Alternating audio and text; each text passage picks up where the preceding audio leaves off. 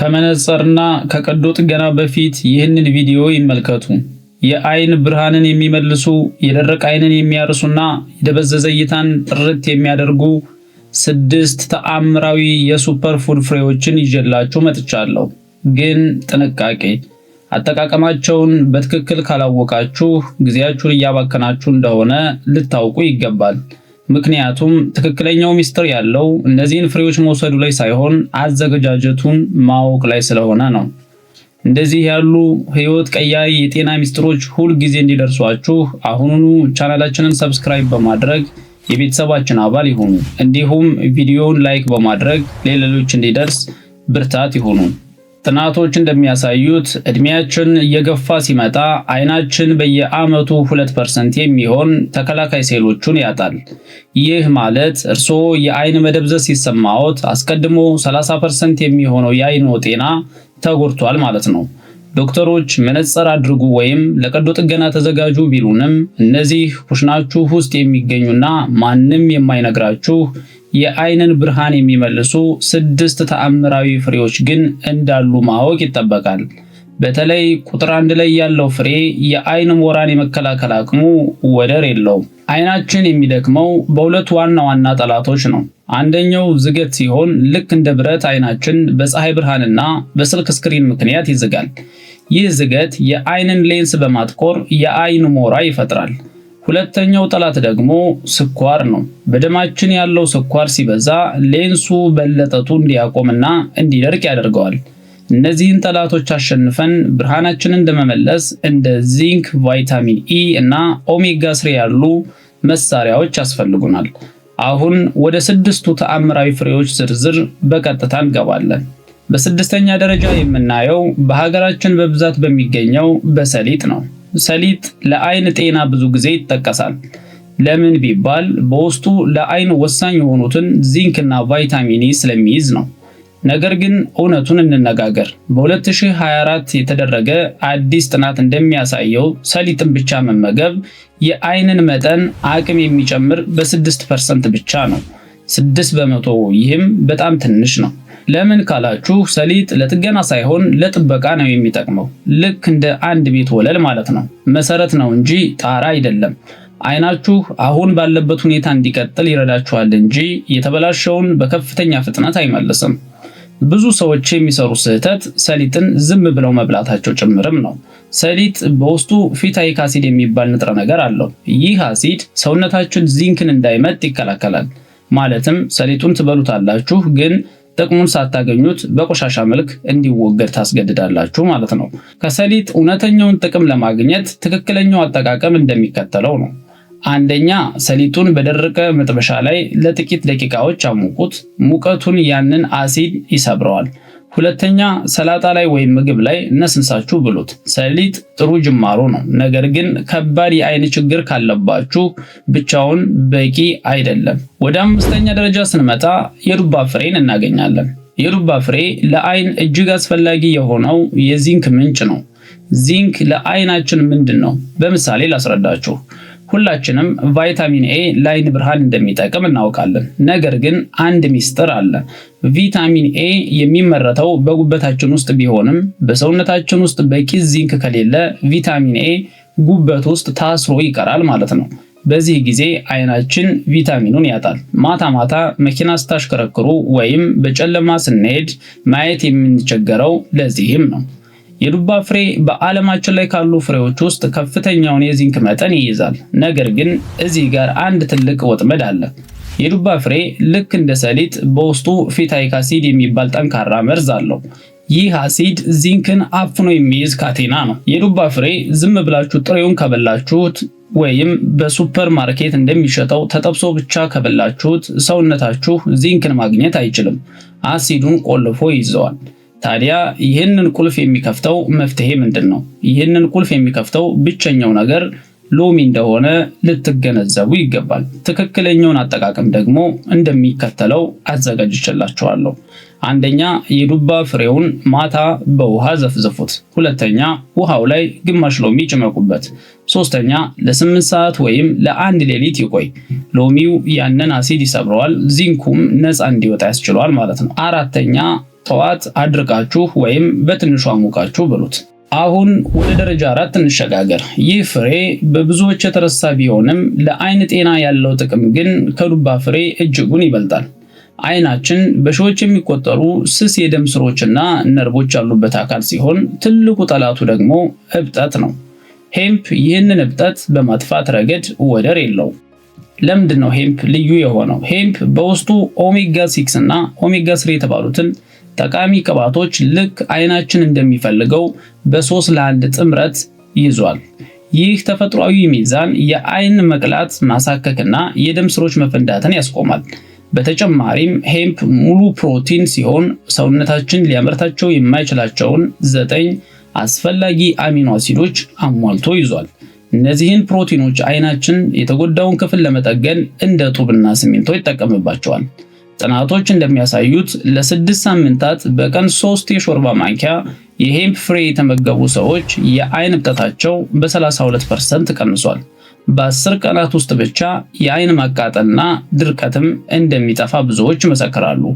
አጠቃቀሙ እጅግ ቀላል ነው። እንደ ሌሎች ፍሬዎች መዘፍዘፍ ወይም መቁላት አይፈልግም።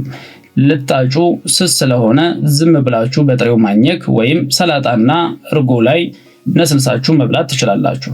ጣዕሙም እንደ ለውዝ የሚጣፍጥና ዋጋውም ተመጣጣኝ ስለሆነ በኩሽናችሁ በቀላሉ እንዳይጠፋና ሁልጊዜ ማግኘት የምትችሉት አይነት እንደሆነ ልታውቁ ይገባል።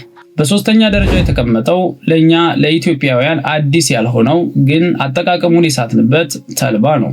ብዙ ሰዎች በተለይ እድሜ ሲገፋ አይን የደረቀብኝ አሸዋ የገባበት ይመስል ይከረክረኛል ይላሉ። ይህ ችግር የአይን ድርቀት የሚባል ሲሆን ተልባ ለዚህ ተፈጥሯዊ መፍትሄ ነው። ተልባ በዓለም ላይ ካሉ እጽዋት ሁሉ በበለጠ መጠን ALA የተባለውን የኦሜጋ 3 አይነት ይዟል። በአንድ የሾርባ ማንኪያ ተልባ ውስጥ 2300 ሚሊግራም ኦሜጋ 3 ይገኛል። ይህ ቅድም ካየነው ከሄምፕ ፍሬ በእጥፍ ይበልጣል ማለት ነው። ይህ ኦሜጋ 3 ወደ ሰውነታችን ሲገባ የአይናችንን የዘይት እጢዎች በማነቃቃት የአይናችንን እርጥበትና ወዝ ይመልሳል። ጥናቶች እንደሚያሳዩት ለ3 ሳምንታት ተልባን የተጠቀሙ ሰዎች የእንባ ማምረት አቅማቸው በ44% ጨምሯል። ነገር ግን ተልባን ስንጠቀም ልንጠነቀቅባቸው የሚገቡ 2 ወሳኝ ነጥቦች አሉ። አንደኛ፣ ተልባ ልክ እንደተፈጨ በውስጡ ያለው ኦሜጋ 3 ከአየር ጋር ሲገናኝ ወዲያውኑ መበላሸት ይጀምራል። ከተፈጨ ከ15 ደቂቃ በኋላ ጥቅሙ ይጠፋል፣ እንዲያውም ወደ መርዝነት ሊቀየርም ይችላል። ስለዚህ ተፈጭቶ በሱቅ የሚሸጠውን በፍጹም አትግዙ። ሁለተኛ፣ ተልባን ሳትፈጩት በሙሉ ፍሬው ብትወጡት የጨጓራ አሲድ ሊሰብረው አይችልም። እንደገባ እንደዛው እንዲወጣ ይገደዳል ማለት ነው። ትክክለኛው አጠቃቀም ተልባን በፍሬው ግዙት። በየቀኑ ልክ ልትበሉ ስትሉ ብቻ በቡና መፍጫ ፍጩት። በ15 ደቂቃ ውስጥ ከምግብ ጋር ቀላቅላችሁ ብሉት። ሌላው ሚስጥር ተልባ ብቻውን አይመጥም፣ የግድ ቅባት ያስፈልገዋል። ስለዚህ ከተፈጨው ተልባ ጋር ግማሽ አቮካዶ ወይም ጥቂት የወይራ ዘይት ቀላቅላችሁ ብሉት። ይህንን ውህድ ለ30 ቀናት ሞክሩት። የአይን ድርቀትና ማቃጠል ታሪክ እንደሚሆን አረጋግጥላችኋለሁ። ጉዟችን ወደ ፍጻሜው እየቀረበ ነው። ወደ ደረጃ 2 ስንመጣ መጠኑ እጅግ በጣም ትንሽ የሆነ ነገር ግን ኃይሉ ለጥንት ስቴክ ጦረኞች ታላቅ ጉልበት ይሰጥ የነበረውን የቺያ ዘርን እናገኛለን። ቺያ ለምን ሁለተኛ ደረጃን ያዘ? ምክንያቱም ለአይን ጤና ወሳኝ የሆኑ እንድ ልዩ ባህሪ አለው። እሱም ውሃ ወዳድነቱ ነው። የቺያ ዘርን ውሃ ውስጥ ስትጨምሩት ምን እንደሚሆን አይታችኋል። ወዲያውኑ ውሃውን መጠጥ አድርጎ በማበጥ በዙሪያው ጄል ይፈጥራል። ይህ ቀላል ነገር ቢመስልም ለአይናችን ግን ህይወት ነው። የአይናችን 90% ይዘት ውሃ ነው። ሌንሳችን፣ ሬቲናችንና የአይናችን ፈሳሽ ጥራት የሚወሰነው በሰውነታችን የውሃ መጠን ነው። ሰውነታችን ሲደርቅ መጀመሪያ የሚነካው አይናችን ነው። ሌንሱ ይደርቃል፣ ይጨማደዳል፣ ብርሃን ማስተላለፍም ያቅተዋል። ቺያ ወደ ሆዳችን ሲገባ ልክ እንደ ስፖንጅ ውሃን ይዞ ስለሚቆይ ሰውነታችን ቀኑን ሙሉ እርጥበት ጠብቆ እንዲቆይ ያደርጋል። ከዚህ በተጨማሪ ቺያ ልክ እንደ ተልባ ሁሉ ከፍተኛ ኦሜጋ 3 አለው። ነገር ግን ከተልባ የሚለየው ሳይፈጭም የመፈጨት አቅም ያለው መሆኑ ነው። የአጠቃቀም ጥበብ ቺያን ዝም ብሎ መብላት አይመከርም፣ ምክንያቱም ሆድ ውስጥ ያለውን ውሃ ሊመጥብን ስለሚችል። ትክክለኛው መንገድ እንደሚከተለው አዘጋጅቼላችኋለሁ። አንደኛ 2 ማንኪያ የቺያ ዘርን በአንድ ብርጭቆ ውሃ ወይም የአልሞንድ ወተት ውስጥ ማታ ዘፍዝፉት። ሁለተኛ ጠዋት ስትነሱ ወፍራም ሆኖ ታገኙታላችሁ። ሶስተኛ ይህንን ከፍራፍሬ ጋር ቀላቅሎ መብላት ነው ማለት ነው። ይህ ልምድ የአይንን ፈሳሽ ከማጥራት ባለፈ ለምግብ መፈጨትና ለደም ግፊት ወሳኝ መድኃኒት በመሆንም ያገለግላል። አሁን ሁላችሁም በጉጉት ወደ ጠበቃችሁት ለአይን ጤና ተወዳዳሪ ወደሌለው ቁጥር 1 ፍሬ ደርሰናል። ይህ ፍሬ በተለይ የአይን ሞራ ለጀመረባቸው ወይም እይታቸው ለደበዘዘባቸው ሰዎች የመጨረሻው ተስፋ ነው። እሱም የሱፍ ፍሬ ነው። ለምን ሱፍ ቁጥር 1 ሆነ? ምክንያቱም ሱፍ በዓለማችን ላይ ካሉ ከምግቦች ሁሉ በበለጠ ቫይታሚን ኢ የተባለውን የአይን ጠባቂ ንጉስ ይዟል። 1 እጅ ወይም 30 ግራም የሱፍ ፍሬ ብቻ የቀን ቫይታሚን ኢ ፍላጎታችንን 50% ይሸፍናል። ቫይታሚን ኢ ማስተር አንቲኦክሲዳንት ነው። የአይን ሌንስ በኦክሲጅን እጥረትና በብርሃን ምክንያት እንዳይዝግ ይከላከላል። ጥናቶች እንደሚያሳዩት በቂ ተፈጥሯዊ ቫይታሚን ኢ የሚያገኙ ሰዎች የአይን ሞራ የመያዝ ዕድላቸው ከ25 እስከ 40% ይቀንሳል። ይህ ማለት ከቀዶ ጥገና መዳን እንደማለት መሆኑን ልታውቁ ይገባል። ነገር ግን ተጠንቀቁ። የሱፍ ፍሬ የራሱ የሆነ የመበላት ህግ አለው። ሱፍን ጠብሰንና ጨው ነስንሰን የምንበላው ከሆነ ለአይናችን መርዝ ነው። ምክንያቱም የተጠበሰ ዘይትና ጨው የአይን ግፊትን ይጨምራል። ትክክለኛው መንገድ አንደኛ ጥሬውን ያልተጠበሰና ጨው የሌለው ፍሬ መጠቀም። ወርቃማው ውህድ ቫይታሚን ኢ ብቻውን አይሰራም፣ ቫይታሚን ሲ ያስፈልገዋል። ስለዚህ 30 ግራም ጥሬ የሱፍ ፍሬን ከግማሽ አቮካዶና ከግማሽ ብርቱካን ወይም ሎሚ ጋር አዋህዳችሁ ብሉት። ይህ ጥምረት ለአይናችን የምትሰጡት ጥበቃ ከማንኛውም ውድ መድኃኒት ይበልጣል። ቫይታሚን ኢ ብቻውን አይሰራም፣ ቫይታሚን ሲ ያስፈልገዋል። ስለዚህ 30 ግራም ጥሬ የሱፍ ፍሬን ከግማሽ አቮካዶና ከግማሽ ብርቱካን ወይም ሎሚ ጋር አዋህዳችሁ ብሉት። ይህ ጥምረት ለአይናችሁ የምትሰጡት ጥበቃ ከማንኛውም ውድ መድኃኒት እንዲበልጥ ያስችለዋል። እስኪ ከነገ ጀምሮ ለሚቀጥሉት 30 ቀናት ከነዚህ ፍሬዎች ውስጥ ቢያንስ አንዱን በትክክለኛው አዘገጃጀት መጠቀም ጀምሩ። ተልባውን ፍጩት፣ ዱባውን በሎሚ ዘፍዝፉት፣ ሱፉን ከሎሚ ጋር ብሉት። ከ30 ቀን በኋላ ያ የአይን ማቃጠልና ድርቀት ምን ያህል እንደቀነሰ ስታዩት ትገረማላችሁ። ጤና 360 ሁልጊዜም ይላል፣ አስቀድሞ ማወቅ ቆይቶ ከመታከም ይበልጣል። ጤናችን የሚጀምረው ከሆስፒታል ሳይሆን ከቤታችንና ከዕለታዊ ልማዳችን ነው። ይህ መረጃ ጠቃሚ ሆኖ ካገኛችሁት ቪዲዮን ላይክ በማድረግና ለወዳጆቹ ሼር በማድረግ አምባሳደር ይሁኑ። በቀጣይ ቪዲዮ እስከምንገናኝ ቸር ቆዩልን።